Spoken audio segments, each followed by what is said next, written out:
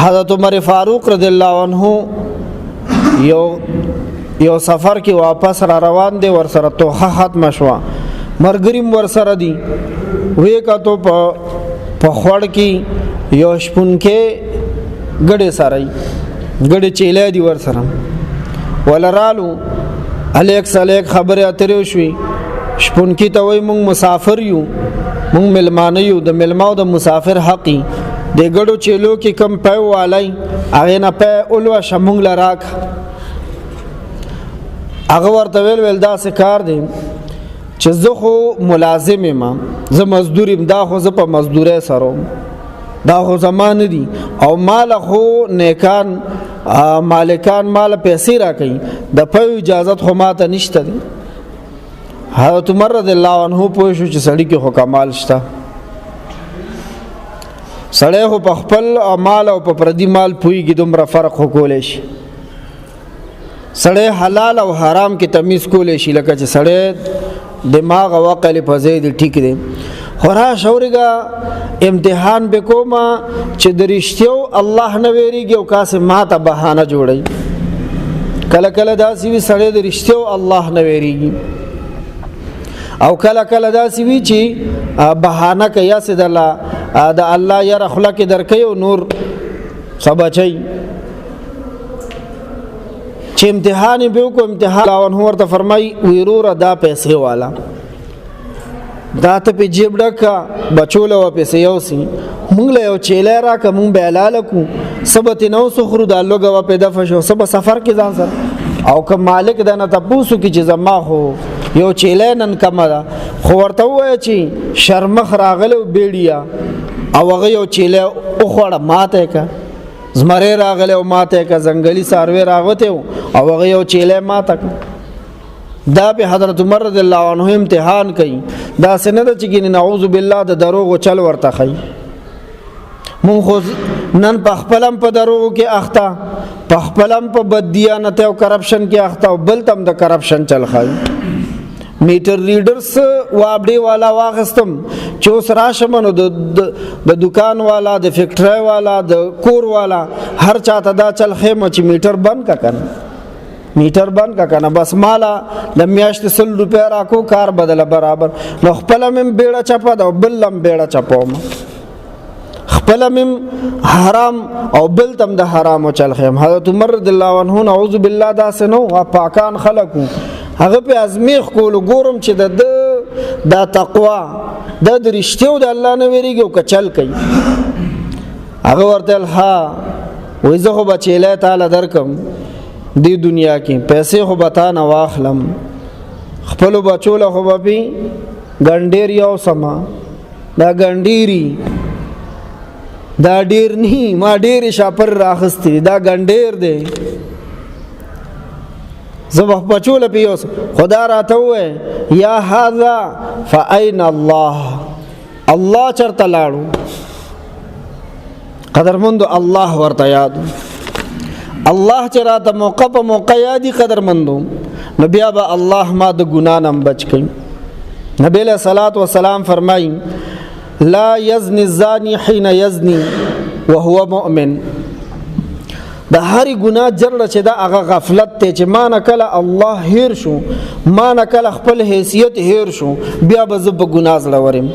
او دا خبر یو حدیث کې نبی له سلام فرمایي زناکار چې کله زنا کوي نو دغه وخت کې مؤمن نه، غل چې کله غلا کوي په دغه وخت کې ایمان والا نه، شرابي چې کله شراب سکي دغه وخت کې د کې ایمان نه.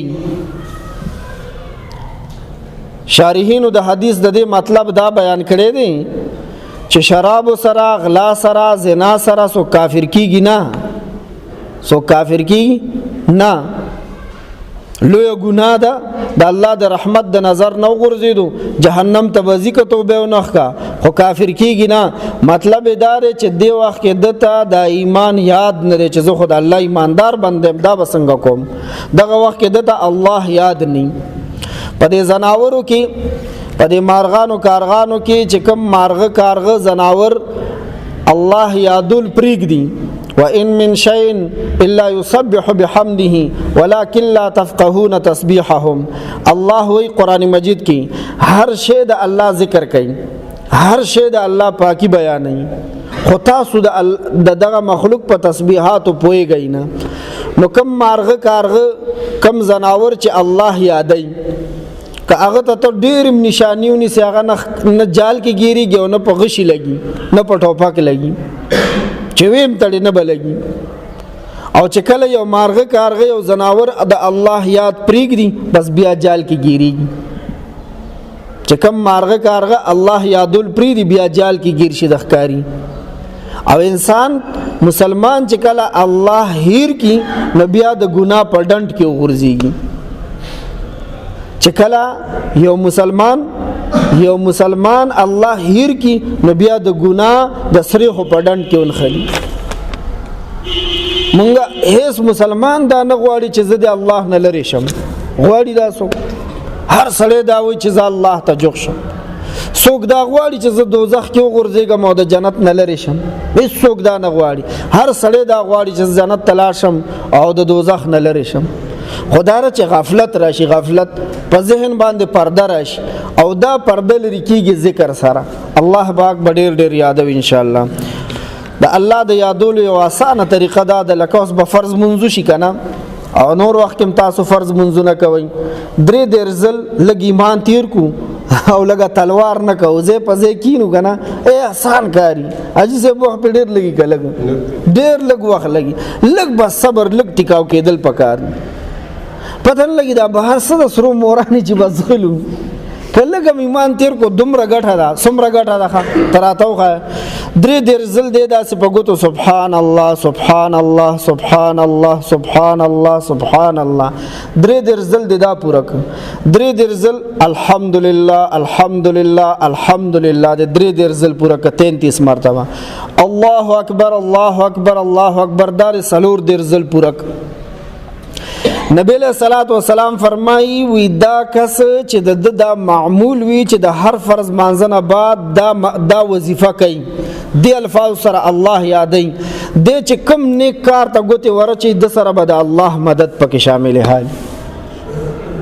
امونږ وایو نه وي د فلانی لاس ته دعا شوې ده، د هغه وي اوبم بلیږي زمونږ تیل نه بلیږي، وي هغه چې خاورو ته هم ګوتې کې وي سونه شي، مونږ چې سونې ته هم ګوتې کو خاوري شي.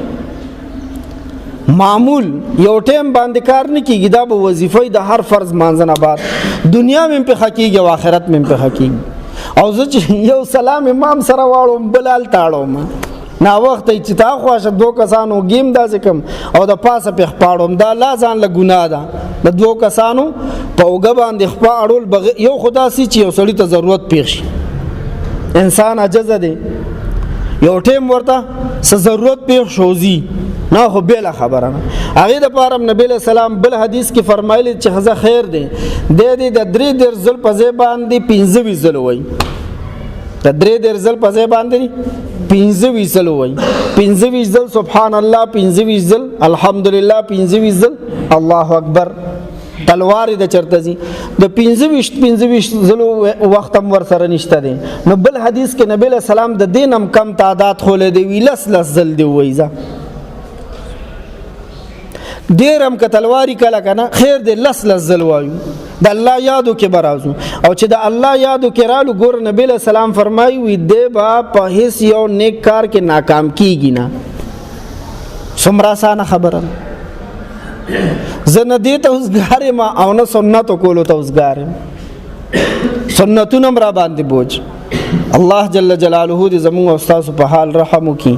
وصلی الله تعالی علی خیر خلقه محمد و آله و